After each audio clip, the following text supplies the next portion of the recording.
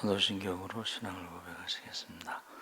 전능하사 천지를 만드신 하나님 아버지를 내가 믿사오며 그 외아들 우리 주 예수 그리스도를 믿사오니 이는 성령으로 잉태하사 동정녀 마리아에게 나시고 본디오 빌라도에게 고난을 받으사 십자가에 못 박혀 죽으시고 장사한 지 사흘 만에 죽은 자 가운데서 일어나시며 하늘에 오르사 전능하신 하나님 우편에 앉아 계시다가 저희로서 산자와 죽은 자를 심판하러 오시리라.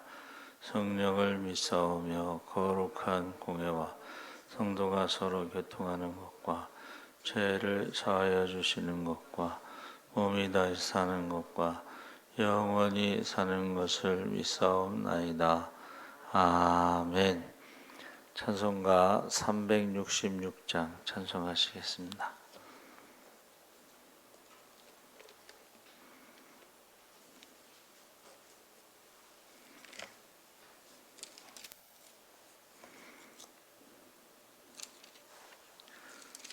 찬송가 366장 찬송하시겠습니다. 어두운 내 눈 밝히사 진리를 보게 하소서. 진리의 열쇠 내게 주사 참빛을 찾게 하소서. 깊으신 뜻을 알고자 엎드려 기다리오니 내 눈을 뜨게 하소서.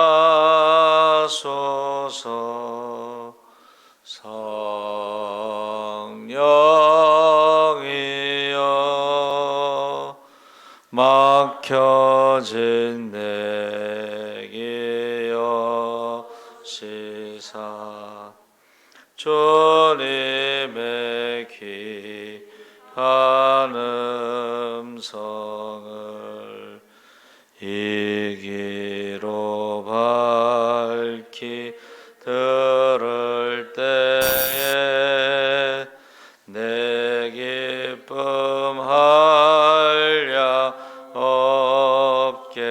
없겠네. 깊으신 뜻을 알고자 엎드려 기다리오니 내 길을 열어 주소서.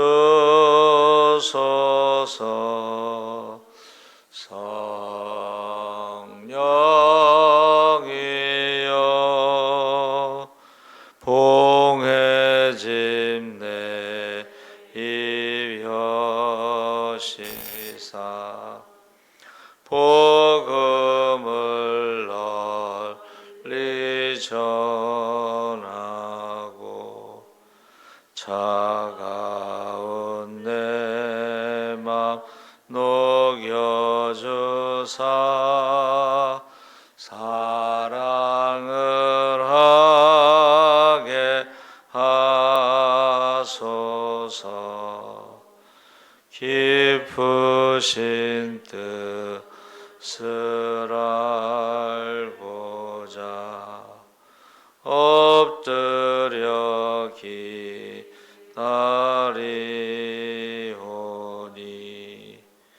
내 입을 열어 주소서. 성령이여.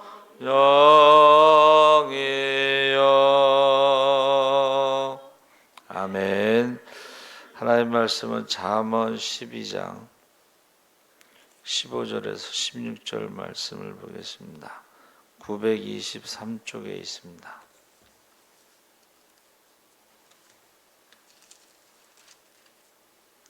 잠언 12장 15절에서 16절 말씀 두 절을 읽겠습니다. 미련한 자는 자기 행위를 바른 줄로 여기나 지혜로운 자는 공고를 듣느니라. 미련한 자는 당장 분노를 나타내거니와 슬기로운 자는 수욕을 참느니라. 아멘. 할렐루야. 네, 좋은 아침입니다. 잘 오셨습니다. 감사합니다. 미련의 반대말이 이제 듣는 마음. 그래서 열왕기상 3장 9절에 누가 주의 이 많은 백성을 재판할 수 있사오리까? 듣는 마음을 종에게 주사 주의 백성을 재판하여 선악을 분별하게 하옵소서. 그래서 지금 우한폐렴으로 인해서 예배를 드리지 못하고 있는 사람들이 많은데, 지금이 사실은 구원에 대해서 가장 관심을 가질 때다. 다시 점검할 때다. 그래서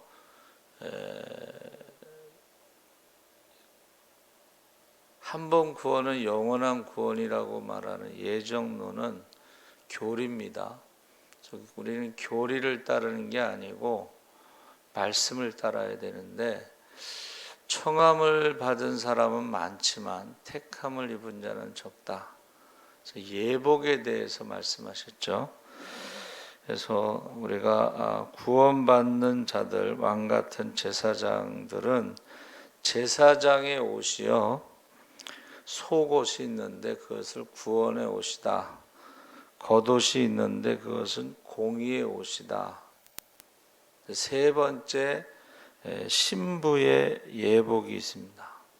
그래서 이사야 61장 10절에 보면 하나님을 인하여 기뻐하고 즐거워하는데 그것은 구원의 옷을 입고 공의의 겉옷을 입고 신부의 보석과 같은 예복을 입는데, 그 예복이 이제 예수님의 피, 보혈의 옷을 말하는 것입니다. 그러니까 예정론만 믿고 있다가 잔치에 참여했는데 예복을 왜 입지 않았느냐, 쫓겨나는 거죠. 그래서 듣는 마음, 오늘 말씀의 제목을 듣는 마음. 솔로몬이 이제 구한 것이 지혜라고 번역되어 있는 곳도 있지만 사실은 듣는 마음을 구한 것이죠. 그래서 우리가 오순절 마가다락방에 성령이 임했을 때 큰 바람 소리를 들었죠. 그 다락방이 크지가 않잖아요. 근데 그 바람 소리는 일반 소리가 아닙니다. 그래서 성령이 임했을 때에 사람들이 큰 소리를 듣는데, 알래스카 그쪽에서 이제 찬양 집회, 기도회 뭐 이런 거를 하는데 비행기 소리가 녹음이 돼서, 비행기 소리. 거긴 비행기가 없는데 그 소리가 녹음이 돼. 그리고 불의 혀같이 갈라진 걸 눈으로 보죠. 그리고 이제 방언을 하잖아요. 그러니까 우리가 찬양한 대로 눈이 열리고 귀가 열리고 입이 열리는 그런 현상이 나타나는 거예요. 성령이 임했을 때. 그래서 제가 늘 말하는 것이 믿음은 하나님과의 관계다.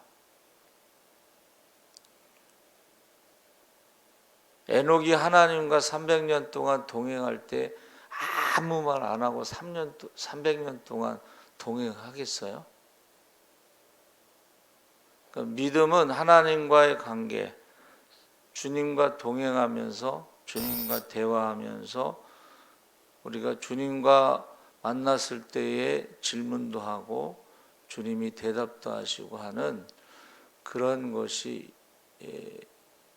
우선순위고, 주님과의 관계, 교제, 그 다음에 이제 이웃과의 관계가 있습니다.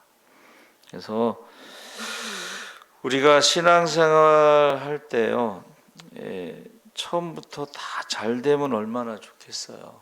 그런데 안 될 때도 있잖아요. 그래서 어느 시골의 젊은이가 큰 뜻을 품고 복숭아 과수원을 매입했는데 아침부터 저녁 늦게까지 열심히 일했어요. 그리고 모든 것을 투자했어요. 그런데 된소리가 내려서 결국 농사를 망쳤어요. 시험에 들어가지고 교회를 안 나오는 거예요.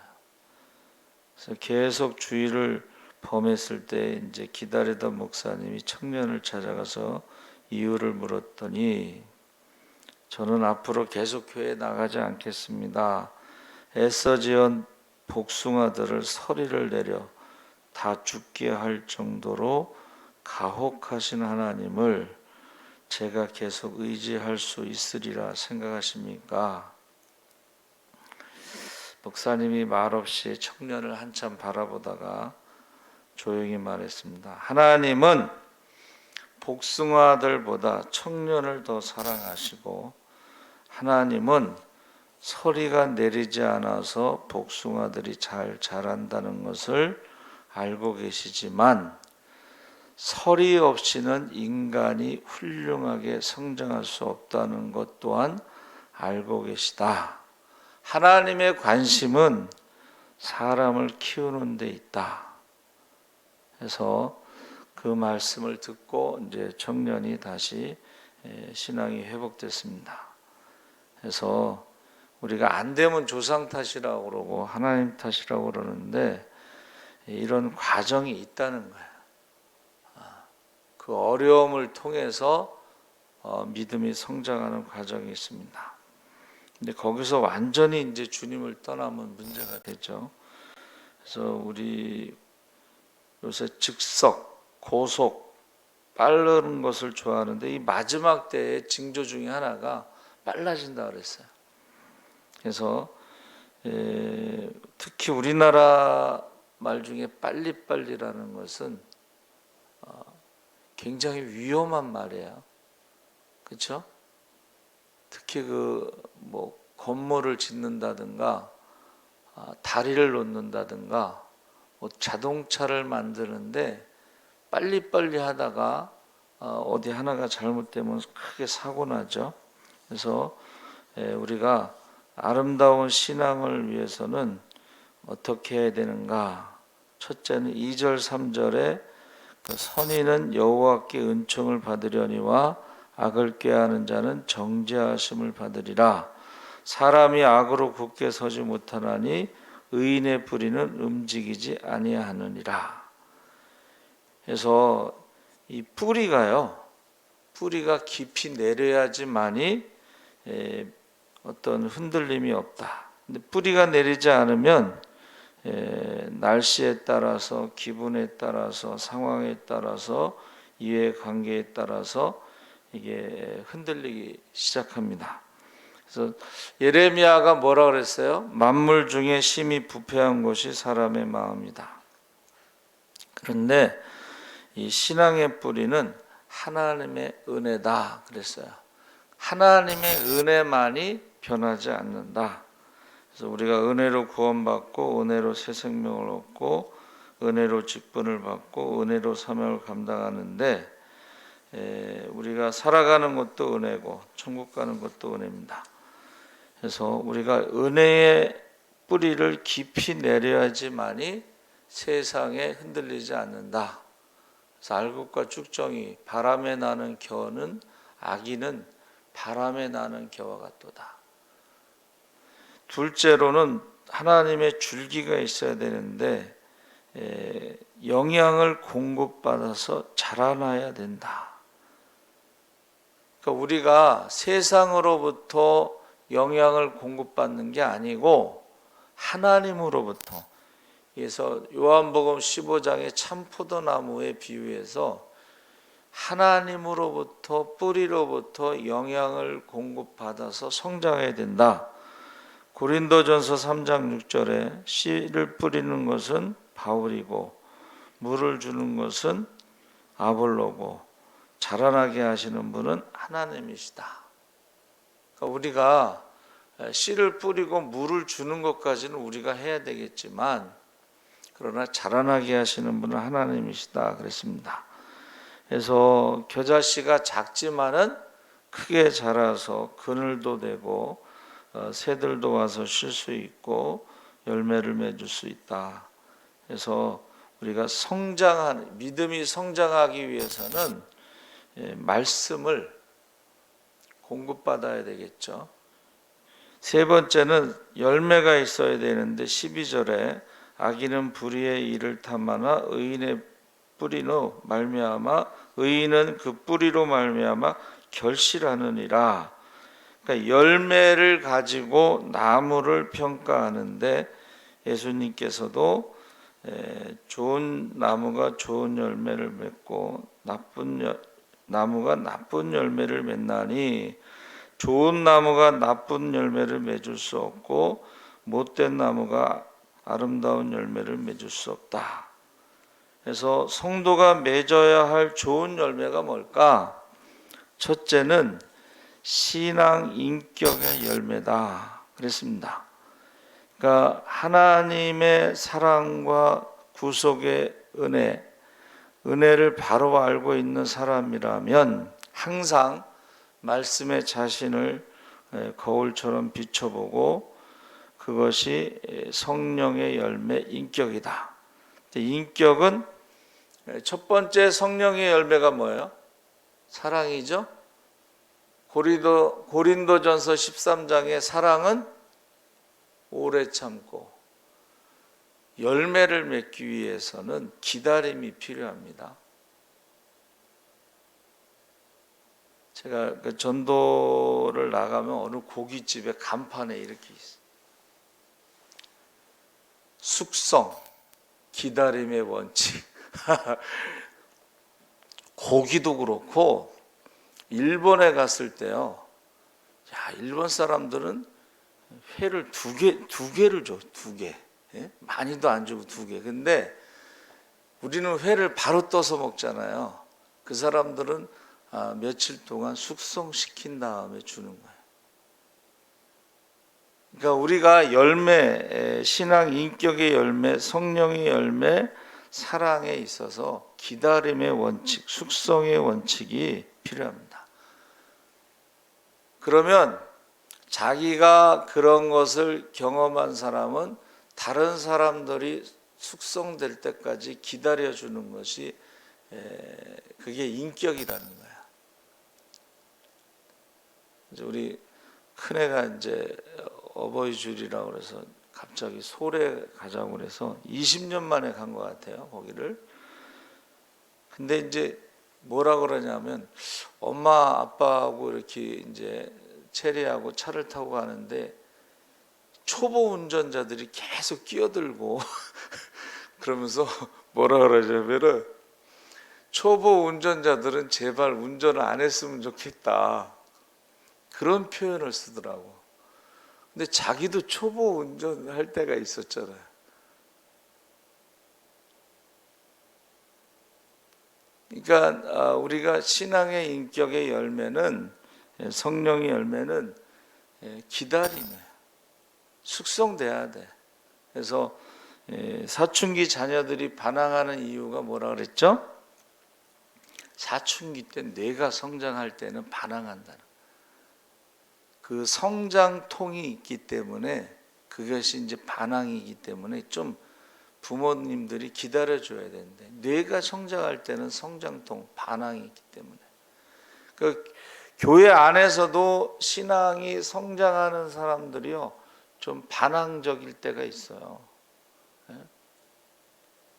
그래서 저희 교단에 그 젊어서 신초성결교회 40대 때 담임하고 50대 초반에 총회장하고 났는데, 어디 가면 꼭 총회장 한 사람은 축도만 시키더래요. 근데 목사는 설교를 해야 되는데, 그래서 기도하다가 신촌성결교회 담임 목사 당회장 자리를 사임하고 미국으로 가신 거예요. 미국으로 가실 때 하나님께서 야, 한국에 있는 하나님이 미국에는 안 계시냐, 뭐 그래서 이제 응답받고 가셨는데 거기 가서 이제 크게 교회가 이제 성장됐어요. 근데 이제 교회가 크면은 요 앞에하고 저 뒤가 굉장히 멀잖아요. 근데 집원회 하는데 어떤 젊은 집사가 일어나서 막 소리를 지르면서 막 따진 거예요. 근데 참 하나님의 은혜로 그 목사님 귀가 어두워서 안 들려 그게. 그러니까 계속 웃으면서 얘기하니까는 막 소리 지르고 하는데 계속 웃으시니까는 속으로 역시 큰 교회 목사는 다르다 그러고 안 들어. 기다리는 거예요. 젊은 사람이 일어나서 소리 지를 수도 있지. 근데 거기에 대고 막 뭐라 그러면은 안 돼. 제가 자라난 교회도 저희 선배들이 우리 1,000원이라도 선교 헌금을 합시다 그랬더니 어른들이 반대를 했어요. 우리나라도 교회 없는데도 많은데 무슨 외국에 선교를 하냐고. 그 형들이 그냥 교회를 나가버렸어요. 사무총회 때요, 선교비, 사무총회 때 선교비, 그게 옛날에는 예산에 없었어요. 근데 저는 이제 10% 정도는 선교비를 보내자. 그럼 우리 교회가 만약에 재정이 결산을 2억이다 그러면 2천만 원 정도는 선교비로 보내자는 어떤 원칙을 세우는 거예요. 그래서 신앙의 인격의 열매는 기다려 주는 거예요. 성장할 때는 뭐가 있어요? 성장통이 있어요. 두 번째는 열매는 전도의 열매를 맺어야 된다. 이 생명을 소유한 사람은 생명을 낳을 수밖에 없다 그랬는데, 저희가 전도 축제 때 제 후배 목사, 친구 목사의 동생인데 너 와서 찬양 인도 좀 하고 은혜 좀 받아라 그랬더니 왔어요. 첫 번째 강사는 장경동 목사님이에요. 근데 그분은 첫 번째 전도 축제 할 때는 꼭 중생에 대해서 설교하셔요. 중생. 그래서 좀 깜짝 놀랐어요. 침례교 목사님이 어떻게 중생에 대해서 저렇게 잘하시지? 나중에 이제 식사하면서 여쭤봤어요. 그랬더니 예성을 나오셨어. 기성이 있고 예성이 있는데 예성을 졸업하시고 대전에 가서 개척하시고 침례교 대학원을 다니셔서 침례교단 목사로 목회하고 계신데 너무 정확하게 아시는 거예요. 중생에 대해서. 그러면서 이제 그 후배 목사의 그 아버님 교회에 장로님이 장경동 목사님 고등학교 은사인데 그분이 전도하신 거야. 그러니까 1년에 한 번씩 자기 스승을 찾아가시는 거야. 이 장경동 목사님 인사하시러. 그러니까 그 교회에 대해서 잘 알죠. 그러니까는 그 목사님이 아들이 셋인데 너 몇째냐? 그러니까 제가 막내입니다. 그러더라고. 그래서 우리가 2013년 8월 4일 날 전도 축제 했는데 그 후배가 2012년 12월 개척을 했어요. 그러니까 개척을 그냥 가족만 데리고 개척을 했잖아요. 근데 장경동 목사님이 예배 전에 뭐라 그러냐면 생명은 생명을 낳는다 그 얘기를 하는 거예요. 생명파, 사망파가 있는데 내가 생명이 있으면, 이 말은 내가 중생했으면 생명을 낳는다는 거예요.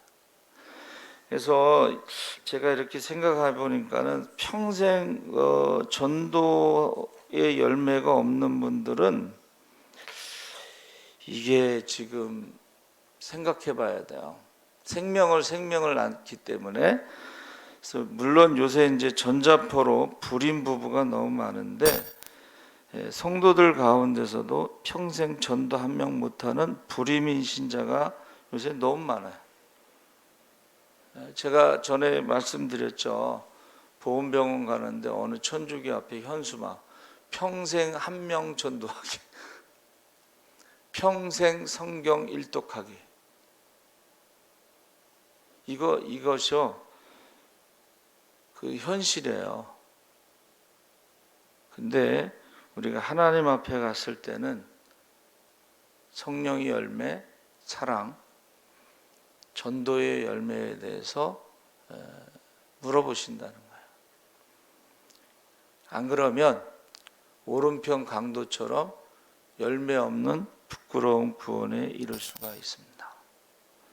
그래서 이 미련하다는 것이요, 애월이라고 했는데, 애월이라는 말은 헌신하지 않는 사람, 이게 미련한 것이고, 중보기도 하지 않는 사람, 이게 미련한 것이고, 성령의 능력이 없는 사람, 이게 미련한 것이고, 배우려고 하지 않는 사람, 이게 미련한 거예요.